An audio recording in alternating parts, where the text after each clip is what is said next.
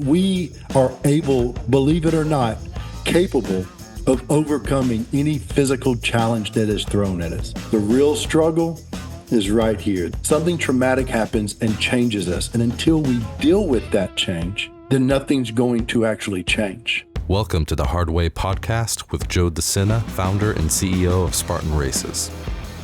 We're teaching you how to overcome your obstacles in your life the same way we teach our 10 million plus Spartans to overcome obstacles on the course, with insight from the smartest, most accomplished experts from every corner of the world. Get ready to elevate your life today. Joe DeSena here, CEO and founder of Spartan, host of the Hard Way podcast. I got an old buddy of mine.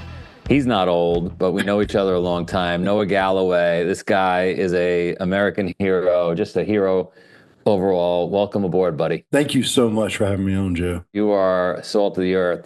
How crazy is it? We hadn't seen each other in years, and then we set up the podcast, and then we bump into each other in Tampa around a bunch of machine guns. Yeah. Where else would we be? Put a smile on my face and made me realize no matter what the fuck is going on in my life that day, it's no big deal. People that don't know you, let's go back. Where'd you grow up? I grew up in Birmingham, Alabama. And, you know, I got into fitness at a young age. And then that was what always drove me to always want to do everything physical, whether it was work or whatever. Well, I did construction. I worked in a plant. Everything had to be physical. That's where my mind was, just to push myself, just to be a man. Feels good too, right? Like I think, you correct me if I'm wrong, but I think in the old days, when we felt stress of a lion or a rainstorm, whatever, we had a physical response. We could run out of the rain, right? We could run away from the lion. But today, you just grip your steering wheel in the car, like where you're sitting, right? Like, yeah, no, yeah. There, you know, I think that we all look for that, you know, and of course, I said try to be a man. This is men and women go through this, that primal instinct to want to be the animals that we are. By the way, I've been telling people they're animals forever, and I probably got it from you when we were on the mountain way back when. So you grew up in Alabama. You wanted to do things physical. You went into the military when? I ended up in college. I always say that with a tilt to my head because I don't know how I got there, what I was doing there. And then 9/11 happened. That first semester I was in school, and I just never went back to class. And I have an uncle I'm real close to, a Vietnam veteran, who is always like, if you go in, go airborne infantry, so you're right up front.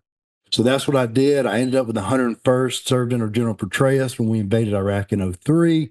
I loved it, re-enlisted, went back to Iraq in 2005. We were in the Triangle of Death, and that's where my life took a dramatic shift.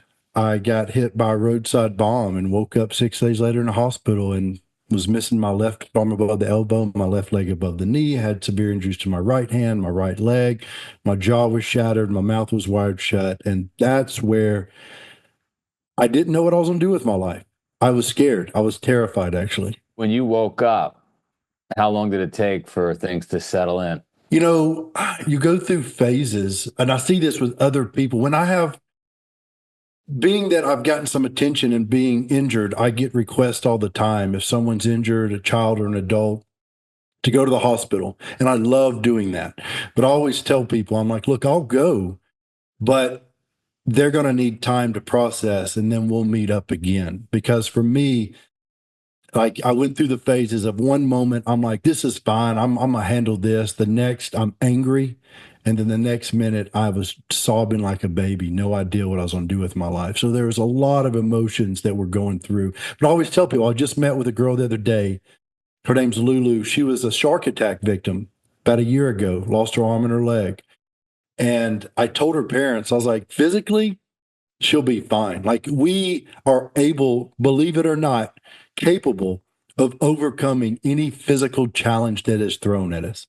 The real struggle is right here. This is where we as humans really do a disservice to ourselves because we're so intelligent that our mind goes into so many different places. And it's the physical side is actually not that challenging. You know, you think about it, just to simplify what you said, right? Which is we've survived on the planet for whatever, 100,000, a million years, whatever it's been, locust storms, Vietnam, like all, right? Like yeah. Civil War, like we just keep moving. But what is it about the brain that stops us dead in our tracks? What is it? I know for me personally, overthinking. And in fact, back in the day, so I get injured and then I was like, okay, I need to get back in the gym.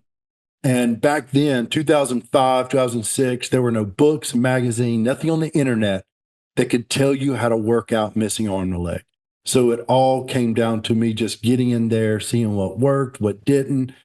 And as I started pushing myself physically, that's when I started challenging myself on what was capable, what I could do. And I started running these adventure races and things like that. But I can't say that with also pointing out back when I was doing all those races, I was avoiding dealing with my true emotions. Like I was beating myself up physically to try to avoid dealing with this up here. And that's where I found myself. I think there's a healthy place. Just, I know people that read everything they can on self-help books or their mental health, but then they don't take care of their body. There's a balance between this and this. And I got caught up in the dealing with this and not this. And I just kept trudging along, doing one thing after another and not in the healthiest way, if that makes any sense. It's interesting because I clearly, with all the running around I do and did, maybe I was not wanting to deal with whatever I had to deal with, right? But so recently, I don't know, last year or two, somebody I know's child took their life. And so my immediate response to the parents was, you could certainly take drugs, you could certainly drink, you could certainly overeat, you could certainly stay in bed. Those are all terrible options. The best option is long walks, lots of exercise. So are you saying that's great, Joe, but you still got to deal with it at some point? 100%. I always say, we always hear the saying, you have to have purpose. And when I think about purpose, I think every time I walk out my door, I need to have purpose. Every time I walk in the kitchen, I need to have purpose. Every time I go and run an obstacle course race, there has to be purpose. It doesn't have to be some divine thing that I'm after, but knowing why you're doing it. Are you doing it because you want to challenge yourself? Do you want to be healthy? Do you want to do it with your friends? Whatever it is, there has to be purpose. And for a long time, I didn't have purpose. I didn't know what I was searching for, but I just kept going along. I don't regret a thing about it because I was dealing with it in the best way I could. And looking back, I have a 17-year-old son who has dealt with a lot in his life at a young age, and he has found fitness. And I remember telling my wife, I'm like, I'm going to help him. We've got him in therapy. He's doing a lot of work, but I love that his direction is a healthy physical body because you need that in order for it to all come together. So I was dealing with, a puzzle as I was putting it together, and it's just some of those edges I wasn't bringing in yet till later on in life. What is the best way to eventually, quote unquote, deal with it? Because now there's a lot of discussion, and it makes sense. It makes perfect sense to me that like sitting down and talking to somebody every week, you're just on this loop and it just never ends. And then maybe that's not the best way to like. So what do you think the best way to? I'm glad you mentioned that because mental health, the way I describe mental health is a lot of times it's like pouring alcohol on an open wound. It hurts. It's painful, but it's necessary in order to clean it. So you can go to therapy every week and chit chat and do whatever. But if you don't, those moments in between therapy, if you're not doing the work to improve yourself, it's just like running a Spartan race. You know what I mean? You realize, okay, I didn't do the run as well. Well, does that mean you come back a week or two later and do it again without any training in between? No, you have to put in the work. And that's what it all comes down to is making sure you know your purpose of what you're doing and why you're doing it. And what am I going to do to improve next time? Give me an example of the work, like Lulu, your example with Lulu, like what? Let's say we're lucky enough that she has a physical affinity, a response like your son, like she wants to get back on the surfboard. She wants to go surfing. That's good, right? That's better than the alternatives. What kind of work should she do in between? When I got injured, I was told by a doctor to mourn the loss of my arm and my leg. And for years, when I heard that, I thought, what am I supposed to have? A funeral? Like it just wasn't registering. Something as simple as, You have to mourn the loss of your arm and leg. Never registered until I was injured. This Christmas will be 20 years since I was injured. About 3 years ago, I started mourning the loss of my arm and my leg. You know, I was in denial for so long because I wasn't doing the work. I wasn't accepting the fact that it's miserable to be injured. You know, to wake up and have your entire life turned upside down. It is not an easy thing to do for any of us, whether it's getting old or whatever it is. Something traumatic happens and changes us. And until we deal with that change, then nothing's going to actually change. We're going to get stuck in that rut of not knowing what we're doing, not being happy with ourselves. And that's where we're going to find ourselves. So just like Lulu, for example, I told her and her parents, I said, she needs to be in therapy. You need to be in therapy. Her siblings that watched it all happen need to be in therapy, because I'm a huge, like, I love to talk about mental health. And sometimes people are a little standoffish about that. Like you said, like sometimes you go and you talk and you get just this constant loop, but it's doing that work when you're not sitting in front of that therapist. Or like, I'm a big fan of psychedelics. I'm a believer that psychedelics show you a side of yourself that you hide from yourself. But doing psychedelics and then going on about your day, you know, after that does no good until you sit in it and think, okay, what did I learn from it? What am I going to improve? What am I going to change? You go down and do that ayahuasca? I went to Peru, did ayahuasca. It was terrifying and miserable. I'm glad I did it. Really glad I did it. And I was talking to a friend of mine the other day who's also done it. And I was like, you know, I mean, I'd go and do it again. I could still use a little more, but I ain't looking forward to it.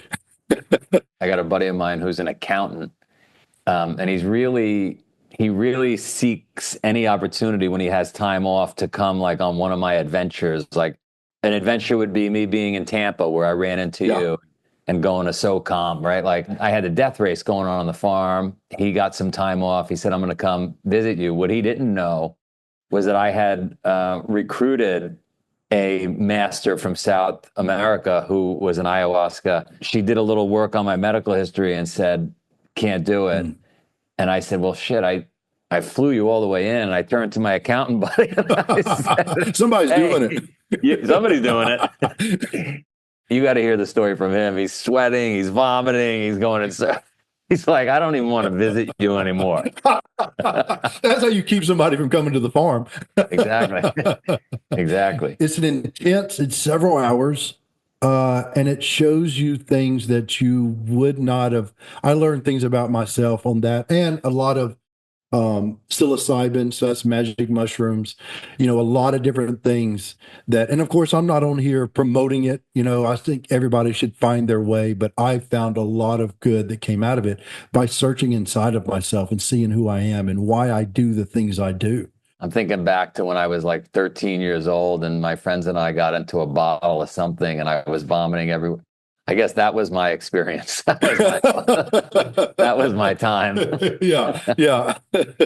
But what's next? What are you working on these days? I stay active. I actually think I'm about to start getting back into racing. I'd gotten out of it for a while, and I feel like, and I hate to say it like this, but I treat like running a Spartan race a lot like, I'm going to say it, like mental health. The middle sucks.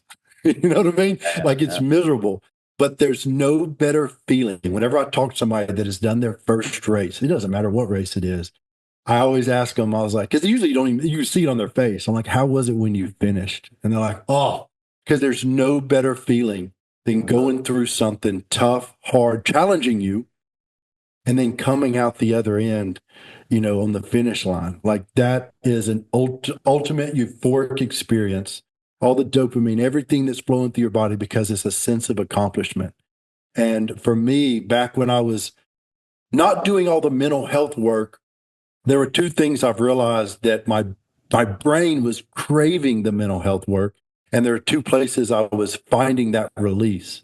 One, doing races. Two, getting on stage and speaking. Looking back, I found that I was the most vulnerable on stage. You could put me in front of 1,000 people and a side of me that will come out that I didn't even know was there. I've had friends joke and say, you even talk different when you're on stage. I feel like in old school, when Will Ferrell does the debate and he kind of blacks out and he's all intelligent. He's like, what happened? I blacked out. I was like, that's what I feel like when I'm on stage sometimes. Like I go to this place and it taps into something and and then afterwards I get that same dopamine release when it's over, when people want to talk to me or when I finish a race. And I'm like, man, I survived that. You mentioned the death race. And I don't want to get in too far ahead, but that was a huge moment for me when I did the death race on the farm. Bad news for you, but end of June, we need you back. For another death race? So we started this thing called, and then we'll get into why it was huge for you, but we started this thing called the Farm Experience, which is a sister to the death race. So imagine a bunch of unsuspecting civilians being led by you alongside the death race. And they're getting little tastes of it, little appetizers. They're sleeping in the barn. But what I'm trying to do is create an olive branch to show them what you know already. Yeah. Like, it sucks. You don't want to sign up for it. Both you and I don't want to sign up for it, right? I know when you said, I was like, oh, I got to do it again. Yeah. But it's powerful. I always follow with, a lot of people don't sign up for it. I don't know why. And there's always a laugh. Because it's called the death race. Right. Yeah. But describe that. I remember we were on the mountain, you and I thought I remember, but I could have been hallucinating because we were out there for a while, that a boulder came down the mountain and knocked off your metal leg. Yes, I forgot. It rolled down and it caught my leg and pulled it off. I forgot all about that. Yeah, there's struggles that come with bringing your own attachments. But I remember you turned to me. You had an immediate reaction. You turned to me and said, "Hey, thank God it was that leg." Yeah. Yeah. When I drive my motorcycle, motorcycles aren't the most safest thing. And I always think if someone hits me, I hope they hit me on the left side, because it's already messed up. Exactly. No, but if you could make it, my purpose, you talked about purpose, my why is to get more people to understand that finish line, right? To understand what doing hard does to them. It transforms you. And so not a lot of people are going to sign up for something that says you may die. Yeah. Sign this waiver. By the way, you did, after speaking to your uncle, you did, right? You got excited about it. It was one of those things. Oh yeah. Going into the military, I was like, yeah, let's do it. And and then I always tell people when it comes to fitness, people always say, I'm gonna get in shape so I can do XYZ. And I always tell people, sign up now, pay for it now, because you're more likely to do it if you've already invested. In the early days, we had a tagline, which I think we should always use, which is, you'll know at the finish line. That was our tagline. And no one really understood what it meant. Like, you couldn't understand what it means unless you crossed the finish line. So that was powerful. And many people would say to me over the years, as I was trying to convince them to do our races, they would say, look, I'm not in shape. I'm not ready. And one day it occurred to me, just like you said, hang on a second. Once you sign up, you start going to bed early. You start waking up early. You put down you're scared. Yeah. You don't want to embarrass yourself. You don't want to get hurt. We have very few injuries. 1.4 million people will do a race this year. 1.4. There's very few injuries. And all the experts scratch their head. They don't believe me. I suspect it's because it scares people so much they get ready for it properly. Yeah, no, that's a really good point. Yeah, and that's what I've always said is like, just sign up and make it happen, because you will. You may not train as hard as you would like to, but you'd have gotten one extra run in than you would have planned. How do people find you? Social media. I'm on Instagram, Noah Galloway Athlete. I have my website, noahgalloway.com, that you can find my social medias or reach out to me. And I have a lot of people reach out to me. A lot of people, not just people with injuries, but a lot of people that reach out when they've had struggles. And I take a lot of pride in that. Like, I love it. I love that people see me. The amount of people that I've met back when I was running Tough Mudder and Spartan Races, people that said, I did my first Tough Mudder or Spartan because of you. Like that is an amazing feeling to know that I motivated somebody to challenge themselves. Or let's end it with 3 things you recommend the average person take on to improve their life. Like what rituals, what things should folks do on a daily basis to get their shit together? And Number one, I'm going to say mental health, being mindful, being aware of who you are. This all works together. Mind, body, and soul. Like you have to tap into everything, and that's what's going to make you the most successful. Start exercising, sign up for a race. You know, one of the other things I'm doing, I'm one of 13 athletes that works with F45, and we've partnered. And I wish, looking back, I remember when I did my first obstacle course race, it beat me up. Like it was a struggle, and I adjusted my workout accordingly and slowly improved. Well, all the guesswork is out. F45, their Saturday classes are designed to prepare people to do a Spartan race. And I love that. When they told me that we were partnering, I got super excited because it's like my worlds are combining. And then number 3, I would say, you know, have a purpose. Motivation fades when things get hard. Purpose will keep you moving even when no one is watching. you nailed it. All right, Noah Galloway, the star that, I mean, you motivate me. So thanks for being here. Thank you, Joe. Thanks for doing what you do.